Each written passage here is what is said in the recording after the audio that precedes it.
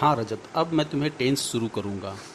सबसे पहले टेंस यानी काल, समय को हम लोग 3 भागों में बांटते हैं।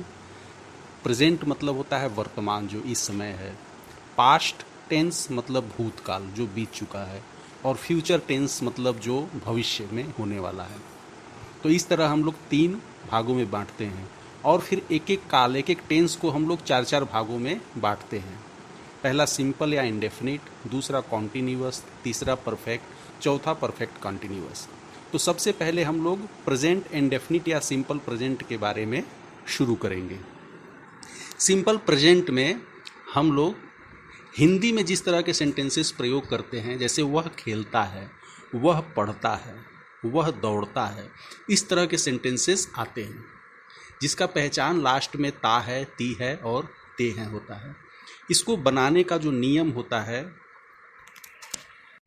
डूअर यानी कर्ता plus first form of verb, जिसमें हम लोग सिंगुलर और प्लूरल के हिसाब से यस या ईएस लगाते हैं, प्लस ऑब्जेक्ट। जैसे मैं स्कूल जाता हूँ, तो मैंने तुम्हें पहले ही बताया था आई यहाँ पर प्लूरल की तरह यूज होता है।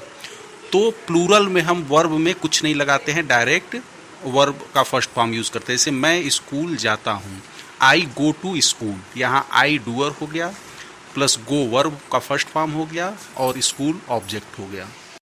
देखो, ही शी इट या कोई नेम, जैसे राम श्याम, इसको सिंगुलर सब्जेक्ट हम लोग कहते हैं। तो नियम है सिंपल प्रेजेंट या प्रेजेंट इंडेफिनिट में, अगर ये सब्जेक्ट हैं या कर्ता हैं, तो हम लोग वर्ब में यस या ईएस जैसा जरूरी होता है उसके अनुसार लगाते हैं। जैसे वह किताब पढ़ता है, तो वह ही एक सिंगुलर है, तो ही रीड्स अ बुक। जैसा मैंने पहले बताया था, दे, वी, यू हमेशा प्लूरल सब्जेक्ट्स माने जाते हैं। आई कहीं पर सिंगुलर, कहीं पे प्लूरल। तो सिंपल प्रेजेंट में आई प्लूरल की तरह यूज होता है। जैसे मैं किताब पढ़ता हूँ, आई रीड अ बुक।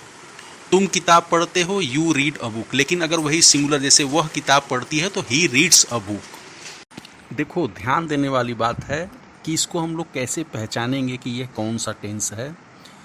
इसमें हम हैबिट शो, जैसे वह खेलता है, तो इसका मतलब कि वह उस चीज़ में रेगुलर है। वह पढ़ता है, इसका मतलब कि वह स्टूडेंट है। जैसे कि वह पढ़ रहा है, इसका मतलब वो अभी कुछ पढ़ रहा है, ज़रूरी नहीं कि वह कल भी पढ़े या परसों।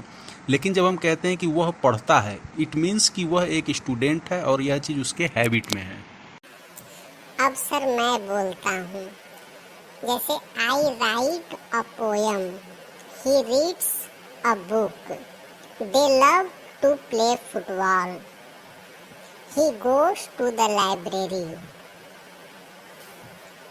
we come for shopping, we watch movie in this cinema hall.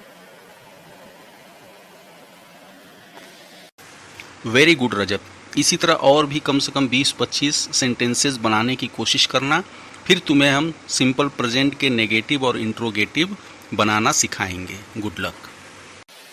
Thank you sir.